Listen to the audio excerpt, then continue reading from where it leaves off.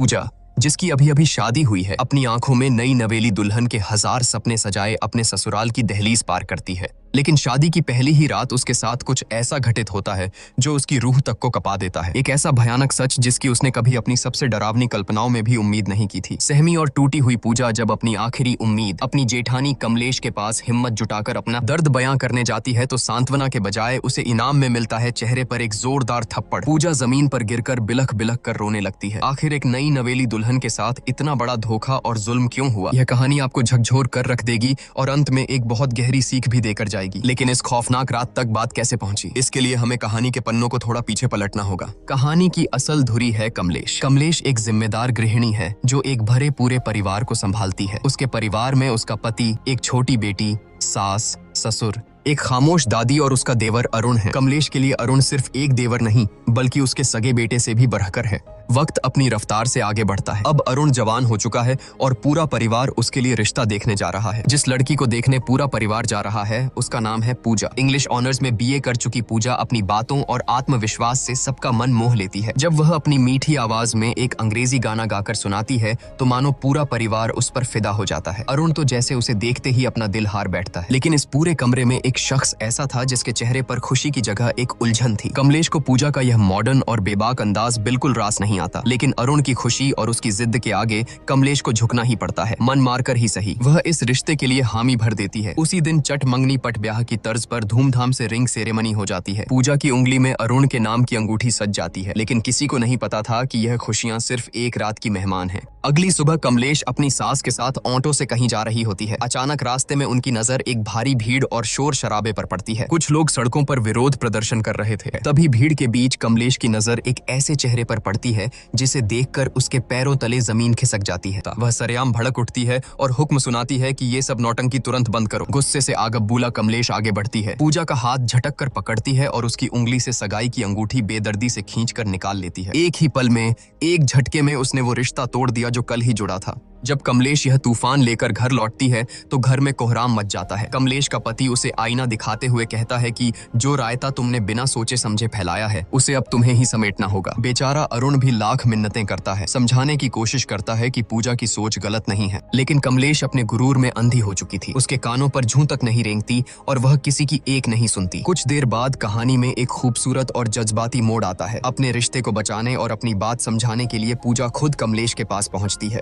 वह बहुत ही नरमी से माफी मांगते हुए कहती है कि अगर हम सही के लिए और दूसरों के हक के लिए खड़े नहीं होंगे तो यह दुनिया धीरे धीरे खत्म हो जाएगी। कमलेश जो भले ही पुरानी सोच की थी लेकिन दिल की साफ थी, पूजा की बातों की गहराई को महसूस कर लेती है। उसका दिल पसीज जाता है और वह मुस्कुराकर कहती है कि मुझे बातें जरा देर से समझ आती हैं, लेकिन जब एक बार समझ आ जाएं तो मैं सही का साथ कभी नहीं छोड़ती। यह कहकर कमलेश पूरे मान सम्मान के साथ वो अंगूठी वापस पूजा को सौंप देती है। आखिरकार शहनाइयां बजती हैं और अरुण तथा पूजा विवाह के बंधन में बंध जाते हैं। लेकिन शादी की इस चकाचौंध के बीच एक परेशानी छिपी थी। शादी वाले दिन पूजा की तबीयत बेहद खराब थी। तेज बुखार और बदन दर्द के कारण उसका बुरा हाल था। फेरों के वक्त भी वह दवाइयों के सहारे मुश्किल से खुद को खड़ा रख पा रही थी। शादी की रस्में पूरी होने के बाद आती है वो रात जिसे हर नई नवेली दुल्हन अपनी जिंदगी की सबसे खूबसूरत रात मानती है, सुहाग रात। अरुण कमरे में आता है और कुछ इधर उधर की औपचारिक बातों के बाद वह पूजा के करीब आने लगता है। पूजा जो दर्द और बुखार से टूट रही थी बहुत ही स्पष्ट शब्दों में अरुण से कहती है कि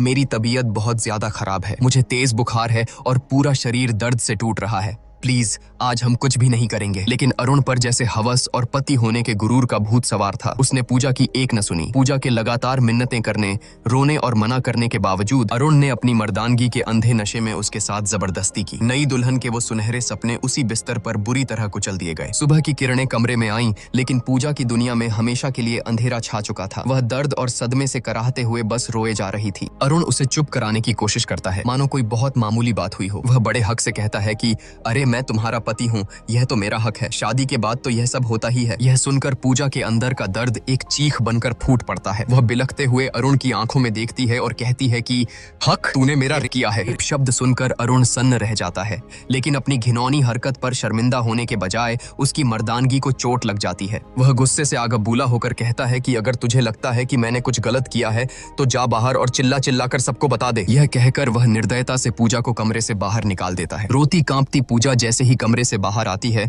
उसकी नजर आंगन में खड़ी कमलेश पर पड़ती है। कमलेश घर की और पड़ोस की कुछ औरतों से बात कर रही थी। पूजा के कानों में कमलेश की आवाज पड़ती है कि औरतें जितना किसी बम के फटने से नहीं डरती, उतना अपनी इज्जत का तमाशा बनने से डरती हैं।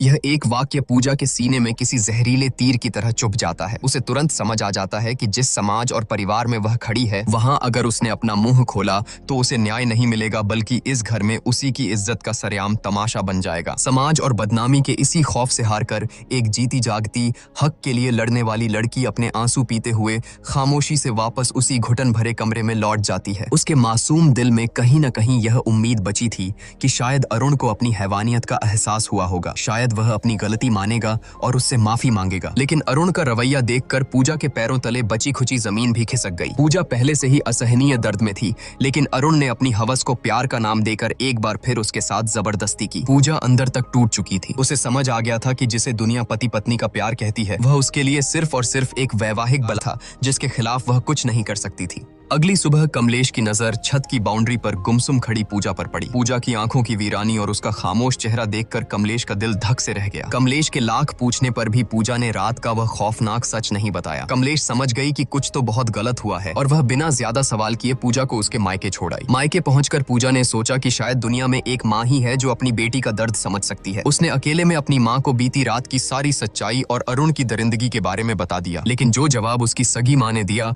वह अरुण की हैवानियत से भी ज्यादा खौफनाक था। माँ ने उसे सीने से लगाने के बजाय समझाते हुए कहा कि पति पत्नी के बीच ये सब तो होता ही है, शादी की है तो ये सब तो निभाना ही पड़ेगा। इसमें ना कहने वाली क्या बात थी, इसी से तो परिवार और वंश आगे बढ़ता है। अपनी ही माँ के मुंह से ये शब्द सुनकर पूजा सन्न रह गई। रही सही कसर माँ ने इमोशनल ब्लैकमेल करके पूरी कर दी। घर की गरीबी का वास्ता देते हुए उसने पूजा को तुरंत ससुराल वापस लौटने का हुक्म दिया और धमकी दी कि अगर वह वापस नहीं गई तो वह अपनी नस काटकर जान दे देगी। अपनों से मिले इस धोखे के बाद बेचारी पूजा के पास कोई रास्ता नहीं बचा था। वह एक जिंदा लाश की तरह कमलेश के साथ वापस लौटने लगी। सफर के दौरान एक जगह वॉशरूम जाने के बहाने पूजा ऑटो से उतरी। यह उसकी जिंदगी का सबसे बड़ा फैसला था। उसने पीछे मुड़कर नहीं देखा और वहां से चुपचाप भाग निकली। कमलेश ने उसे पागलों की तरह हर जगह ढूंढा, लेकिन पूजा का कोई सुराग नहीं मिला। घर पहुंचकर जब कमलेश ने यह खबर दी तो पूरे परिवार में हड़कंप मच गया। सबने पूजा को ढूंढा, लेकिन वह जैसे हवा में गायब हो गई थी। हारकर कमलेश ने पूजा की दोस्त सोना को फोन मिलाया, जो एक एनजीओ में काम करती थी। सोना ने कहा कि उसे पूजा के बारे में कुछ नहीं पता,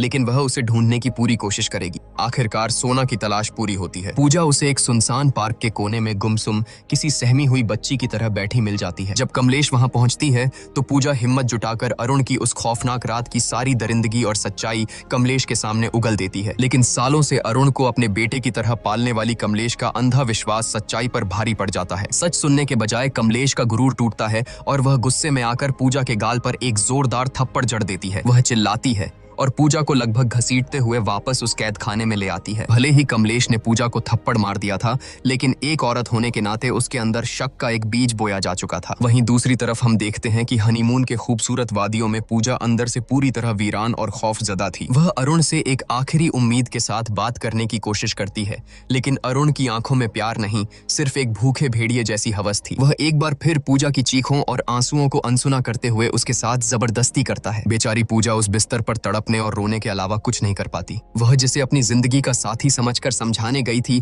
वह सिर्फ एक झल्लाद निकला। पूजा को उस रात पूरी तरह समझ आ गया था कि अरुण की नजरों में वह कोई पत्नी या प्यार नहीं, बस उसकी हवस मिटाने का एक बेजान जरिया भर थी। पूजा की जिंदगी एक जीते जागते नर्क में बदल चुकी थी। एक रात खौफ से कांपती पूजा खुद को बाथरूम में बंद कर लेती है। बाहर से अरुण दरवाजे को पीटते हुए उसे बाहर आने का हुक्म देता है। अंदर से डरी सहमी पूजा रोते हुए कहती है कि आज मैं तुम्हारे करीब नहीं आ सकती, मेरे पीरियड्स शुरू हो गए हैं। लेकिन एक हैवान के सिर पर सवार हवस को भला कोई कैसे रोक सकता था? अरुण का जवाब किसी भी इंसान की रूह का पाने के लिए काफी था। वह बेशर्मी और क्रूरता से कहता है कि मुझसे झूठ मत बोल, दरवाजा खोल, मुझे देखना है। यह सुनकर बाथरूम के अंदर खड़ी पूजा की जान सूख जाती है। उसे समझ आ जाता है कि यह दरिंदा उसकी कोई बात नहीं मानेगा। इसी खौफ और बेबसी के बीच पूजा की नजर वहां रखी एक ब्लेड पर पड़ती है और सीन यहीं कट हो जाता है। अगली सुबह घर में कोहराम मच जाता है। सबको पता चलता है कि पूजा अस्पताल में है और उसकी हालत बेहद नाजुक है। पूरा परिवार बदहवास हालत में वहां पहुंचता है। अरुण अरुण बड़ी चालाकी से कमलेश और बाकी घर वालों को गुमराह करते हुए कहता है कि उसे औरतों वाली कोई अंदरूनी दिक्कत थी,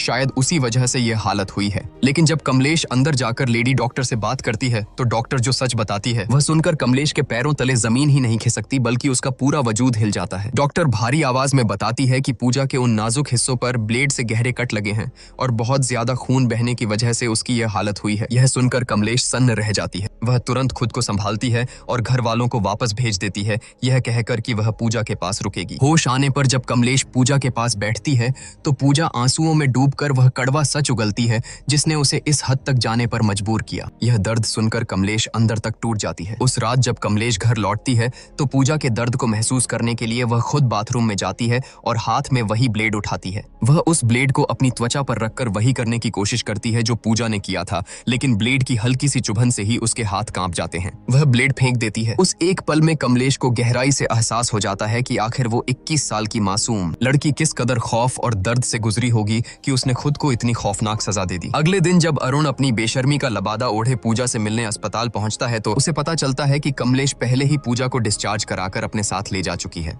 अपनी पत्नी की इतनी गंभीर हालत के बावजूद उस जाहिल इंसान के दिमाग में सिर्फ एक ही बात चल रही थी। वह बेशर्म होकर लेडी डॉक्टर से पूछता है कि अब मैं अपनी पत्नी के साथ इंटीमेट तो हो सकता हूँ ना? यह घिनौना सवाल सुनकर डॉक्टर का खून खौल उठता है। वह डॉक्टर पूजा के वो खौफनाक घाव देख चुकी थी और जानती थी कि इसके पीछे कौन है। वह अरुण पर बुरी तरह भड़क जाती है और पूरी ताकत से चिल्लाते हुए कहती है कि बहुत ही नीच और घिनौना इंसान है तू, तेरे जैसे जाहिलों के आड़ में तो गोली मार देनी चाहिए। वह तुरंत सिक्योरिटी गार्ड्स को बुलाती है और अरुण को धक्के मारकर अस्पताल से बाहर फेंकवा देती है, यह चेतावनी देते हुए कि यह जानवर इंसान दोबारा मेरे अस्पताल के आसपास भी नहीं दिखना चाहिए। पूजा जो अपनी आंखों में शादी और एक नए जीवन के 1000 सुनहरे सपने लेकर इस घर में आई थी, आज उसकी जिंदगी एक ऐसे भयानक नर्क में तब्दील हो चुकी है जहां उसका ही पति उसका सबसे बड़ा मुजरिम बन गया है। प्यार और हक के नाम पर पूजा ने जो झेला है वो मौत से भी बदतर था, लेकिन अब जब पूजा मौत के मुंह से वापस लौट आई है और उसे उस कमलेश का साथ मिल गया है जो कल तक उसी के खिलाफ खड़ी थी, तो अब आगे क्या होगा? आपके हिसाब से अब पूजा को क्या कदम उठाना चाहिए? क्या उसे अरुण को माफ कर देना चाहिए या उसे ऐसी सजा देनी चाहिए जो एक मिसाल बन जाए? अपनी राय हमें कमेंट्स में जरूर बताएं। वीडियो को लाइक करें और चैनल को सब्सक्राइब करना बिल्कुल न भूलें ताकि पूजा की कहानी का अगला और सबसे अहम हिस्सा आते ही आप तक पहुंच सके। मिलते हैं बहुत जल्द कहानी के अगले भाग में।